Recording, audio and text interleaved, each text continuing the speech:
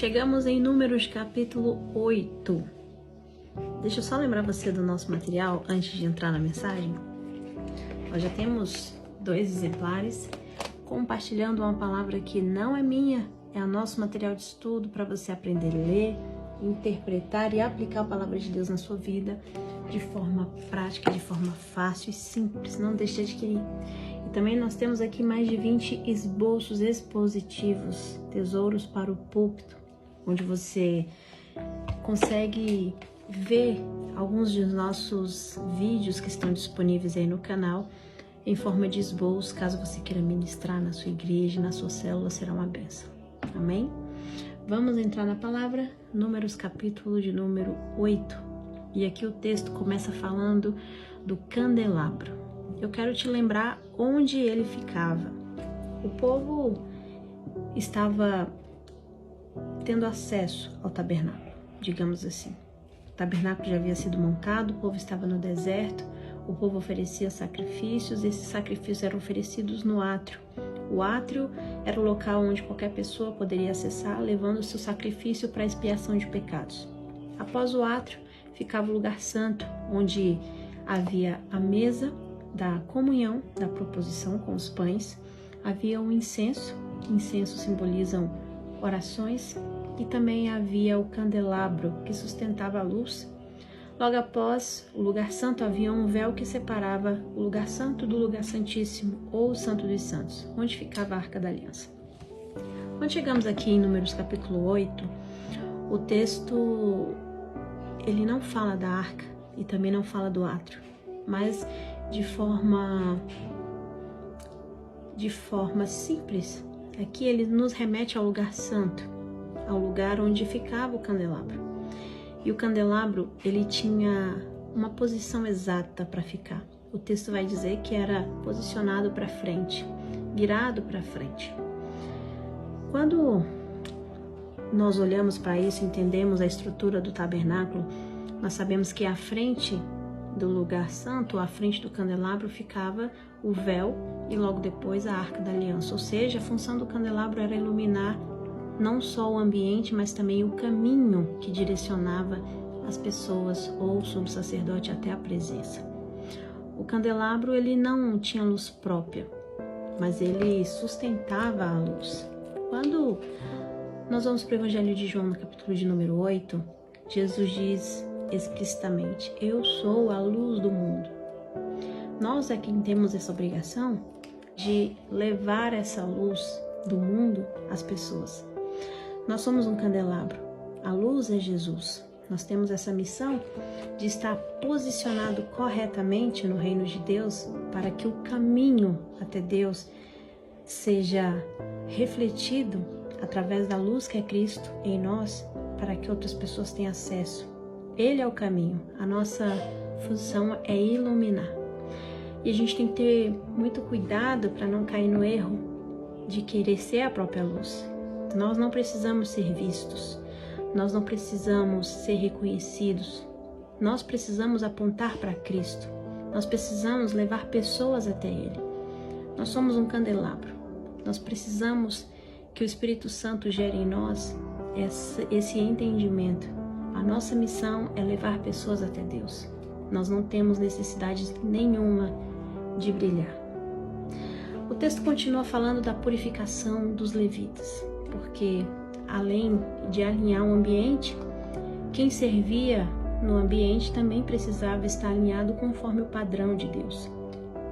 O texto diz que os levitas precisavam se lavar, se raspar e lavar as suas vestes. Essa lavagem corporal simboliza uma purificação, uma transformação de dentro para fora e também de forma externa. Os levitas eles tinham a obrigação também de raspar o corpo. Essa raspagem era total. Era como se Deus estivesse falando aqui: vocês não podem me servir com a identidade que vocês chegaram até aqui. A partir daqui, precisam servir com a identidade que eu vou lhe dar. Através das vestes também, as vestes purificadas também tratavam da identidade. As pessoas precisavam olhar para eles e saberem, reconhecerem que eles eram sacerdotes, pessoas que serviriam exclusivamente ao Senhor. nós também precisamos ter esse entendimento. Quem serve, independente do lugar, independente da função, precisa estar formado, transformado, passar pelo processo que o Senhor estabelece. Não podemos servir de qualquer jeito. Não podemos servir da forma que eu acho certo. Existe um padrão de purificação, existe um padrão de santidade que o Senhor exige de cada um dos seus filhos, de cada um dos seus servos que vai servir a sua obra. Eu não posso chegar do jeito que eu quero, eu não posso servir do jeito que eu acho melhor. Eu preciso estar debaixo de autoridade, eu preciso da bênção da igreja, eu preciso estar debaixo de autoridade de lideranças, eu preciso estar debaixo da autoridade de Deus. O serviço, ele não é feito de qualquer forma, e se for, Deus não recebe. O texto é bem claro. Mais à frente, o texto também vai dizer que os levitas, eles foram tomados em lugar dos primogênitos. Se você nos acompanha desde o Êxodo, você sabe que os primogênitos foram apresentados ao Senhor lá em Êxodo 13. Todo primogênito era consagrado ao Senhor. Deus, aqui em Números, já estamos em uma outra fase, e Deus, ao invés de receber a consagração de todas as pessoas que já eram ali, milhares, Deus pega uma tribo, separa uma única tribo para ser exclusiva para Ele. Então, os levitas foram tomados em lugar dos primogênitos para serviço exclusivo do Senhor. E eles precisavam da bênção, eles precisavam da imposição de mãos das pessoas, e eles precisavam estar cientes que o serviço que eles executariam ali não era para qualquer pessoa e não era de qualquer jeito. O texto finaliza dizendo que havia um tempo para o início desse serviço e também para o término dele.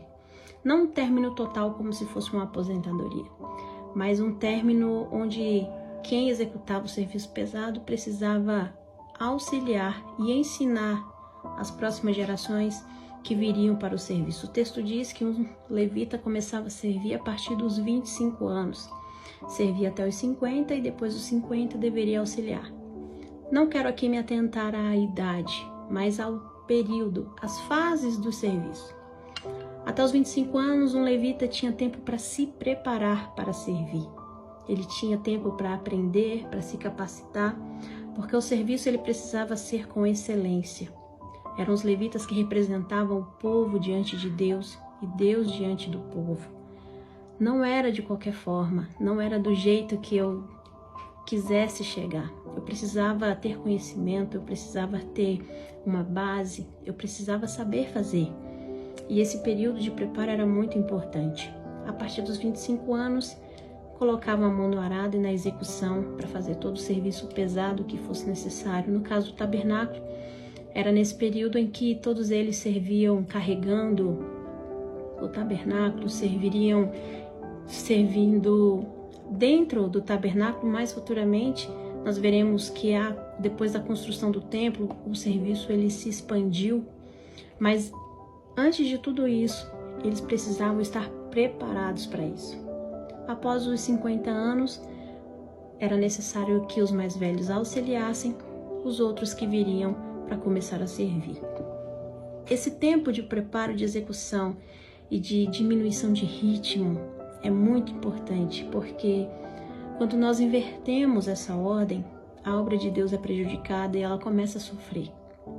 Tem muita gente desqualificada querendo servir, muita gente qualificada que não se posiciona para fazer. Tem muita gente que já deveria ter passado o bastão para a próxima geração, mas não quer executar o serviço da forma que precisa. Pessoas que ainda estão cansadas, pessoas que já estão no limite de exaustão, de cansaço, de desgaste.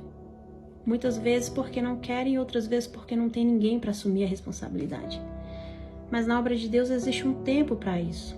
E talvez essas pessoas encontrem dificuldade em achar sucessores porque quem tem preparo e precisa fazer não quer.